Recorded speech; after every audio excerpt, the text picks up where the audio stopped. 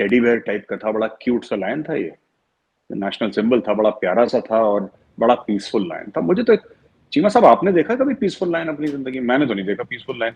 आप जब शेर, बब्बर शेर, आपके जहन में आती है बात, what do you think? You think king of the jungle, आपके दिमाग में ही आता है, खूंखार, खतरनाक, पूरा जंगल थर कांपता है, जंगल का राजा है। That is the thing that comes to mind. तो ये प्यारा सा पीसफुल लायन, पीसफुल लायन तो लायन पीसफुल, फिर लायन पीसफुल तो खरगोश होता है, लायन तो कोई पीसफुल नहीं होता। अपना बेसिक काम नहीं करते। शेर हंस रहा है, शेर रो रहा है, शेर दांत दिखा रहा है, ठीक है, कभी कुछ कह देते हैं, कभी कुछ कह देते हैं। अरे आप सब पे कमेंट करिए, आप इकोनॉमी पे कमेंट करिए, आपका हक है, economy is part of politics only. मैं मना नहीं कर रहा किसी को, और मैं कह रहा हूँ यार, डू योर बेसिक जॉब। जैसे फौज है, फौज का, वो इंडियन आर्मी और पाकिस्तानी, चाइनीज, अमेरिकन, फौज का पहला काम लड़ना है, फौज का पहला काम मुल्क की दिफा है, ये फौज का प्राइमरी रोल है। फिर उसके बाद फौज जो भी करे करे। अगर आप देखिए, अगर आपने शेर वहां पे लगाया है, इंडिया का सिंबल आपने माना है, तो फिर शेर को शेर की तरह देखना चाहिए। दे वांट कि शेर इंडिया खरगोश की तरह रहे, हिरन की तरह रहे, बड़ा प्यारा सा ना, आपका दिल करे उसको पेट करने का, उसके सर पे हाथ फेरने का। इनका एक ऐसा कॉन्सेप्ट है इंडिया का। कोई जाएगा शेर के सर पे हाथ फेरने के लिए कि बड़ा प्यारा लग रहा है, बड़ा क्यूट लग रहा है? वो शेर ने खा जाना है उसको। तो this is the kind of India maybe which Modi ji sees, which I definitely see, which a lot of Indians see, an aggressive India, which does not mean that we have any ill will towards anybody, but हाँ, आप शेर से दूर रहो, शेर आपसे दूर रहेगा, that is the intent. So I think ठीक है जैसा भी है। आप समझे, ठीक है जैसे, बिल्कुल ठीक है।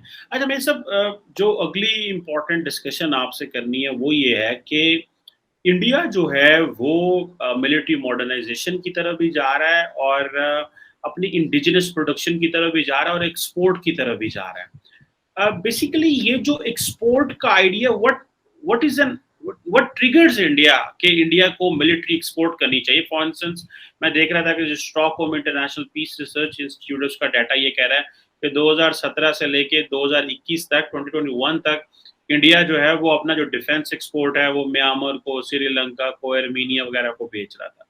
बट अभी इसको अपना जो उन्होंने जो अपना टारगेट किया वो $5 बिलियन की एक्सपोर्ट किया है। So what do you think basically कि ये माइंडसेट क्या है to export the defence?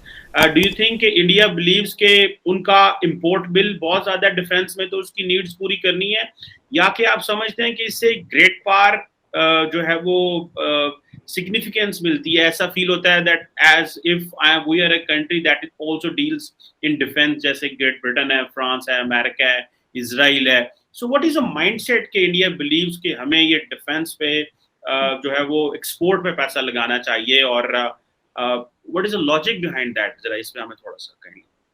Cheema साहब, आपने जब सवाल पूछा, आपने जवाब भी दे दिया, वही है। मतलब मैं एक्सपैंड कर देता हूँ जो आपके दो पॉइंट्स हैं।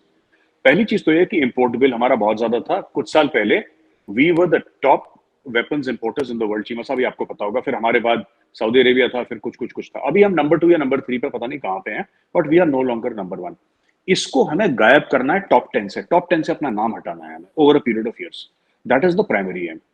अच्छा, दूसरी एम है कि you cannot rely on anybody in this world. ये भी एक थिंकिंग है। आप किसी पर भरोसा नहीं कर सकते कि अगर इंडिया फंसता है, अगर इंडिया फंसता है, let us say there is a difficult situation, there is a war with China, ठीक है, we cannot guarantee America response.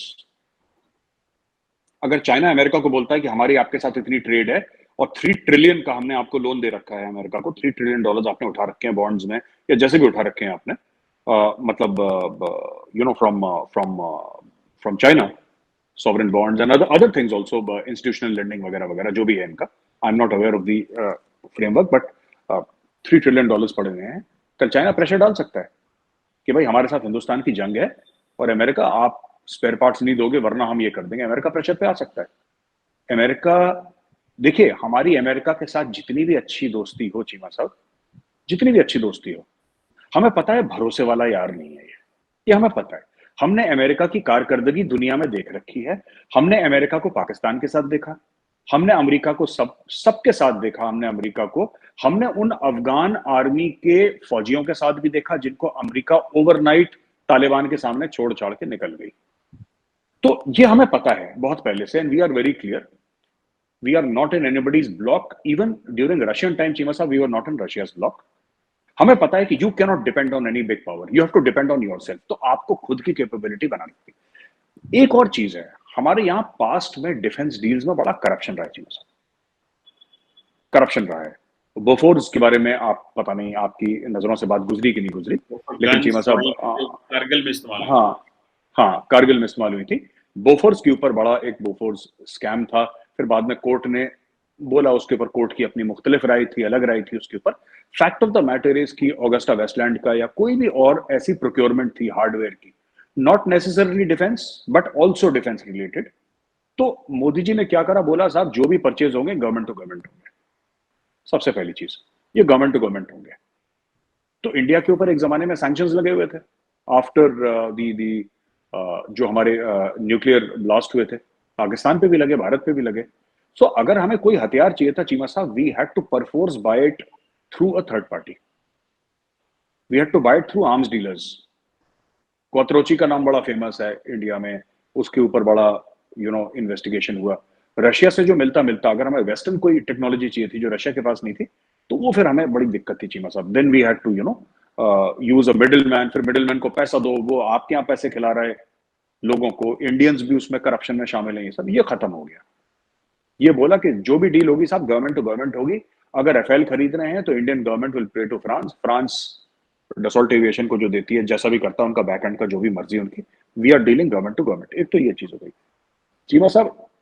एक और ये बात है कि ग्रेट पावर प्रोजेक्शन जो आपने बात करी, that is also part of this entire narrative.